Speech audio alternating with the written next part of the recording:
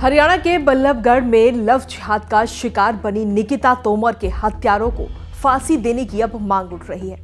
पूरे देश में इस घटना को लेकर गुस्सा है और हर तरफ बस यही सवाल पूछा जा रहा है कि आखिर हिंदुओं के धैर्य की परीक्षा कब तक ली जाएगी। दरअसल निकिता को फरीदाबाद में सटे बल्लभगढ़ में तौसीफ नाम के एक युवक ने बीच सड़क पर गोली मारी थी।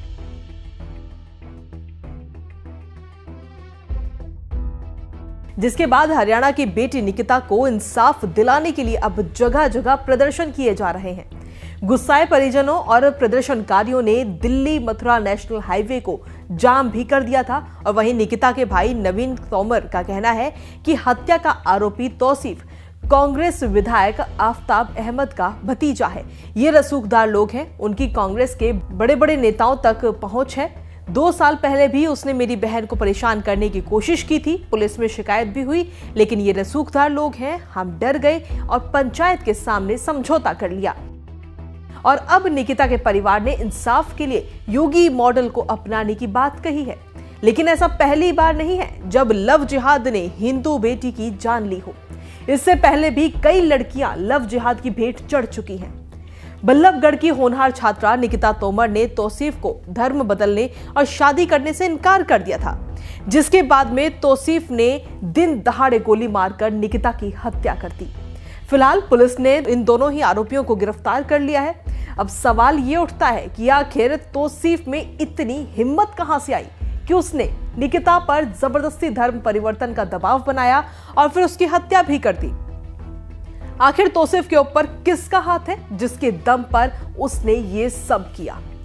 निकिता के परिजनों का कहना है कि तौसीफ बेहद रसूखदार है और कांग्रेस के बड़े नेताओं से उसके सीधे संपर्क हैं। इससे पहले भी तौसीफ ने 2018 में निकिता का अपहरण किया था, लेकिन अपने रसूख के चलते वो आसानी से बच गया। हालांकि उस वक्त ये बात तय हुई थी कि तौसीफ कभी निकिता का पीछा नहीं करेगा, लेकिन उसके सिर पर लव जिहाद का जुनून सवार था। इसलिए उसने कुछ दिनों पहले फिर से निकिता पर धर्म परिवर्तन का दबाव डालना शुरू कर दिया था।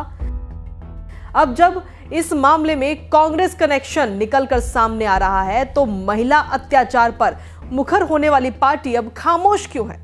हाथरस से लेकर बलरामपुर तक बेटियों पर अत्याचार के मुद्दे पर शोर मचाने वाले कांग्रेस के बड़े नेता बल्लभगढ़ की बेटी और परिवार से हमदर्दी जताने क्यों नहीं पहुंचे?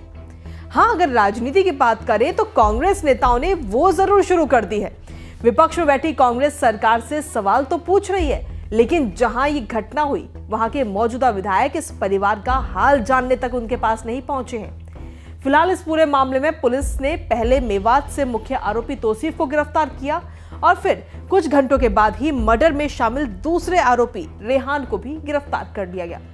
इस पूरे अपराध को लेकर अब निकिता का परिवार आरोपियों के लिए फांसी की मांग कर रहा है।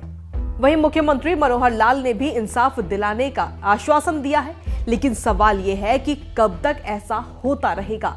आखिर आरोपी में इतनी हिम्मत कहां से आई? कब निकिता के हत्यारों को फांसी मिलेगी? ये तमाम सवाल बल्लभगढ़ के इस पूरे घटनाक्रम के बाद उठते हैं। इस पूरे मामले को लेकर आपकी क्या कुछ राय है, हमें कमेंट करके जरूर बताएं। हमसे जुड़े रहने के लिए हमारे YouTube चैनल को सब्सक्राइब करें और नई वीडियो की नोटिफिकेशन के लिए बेल आइकॉन को दबाएं। अगर आप ये वीडियो Facebook पर देख रहे हैं तो लाइक जरूर करें और ज्यादा से ज्यादा शेयर करें। धन्यवाद।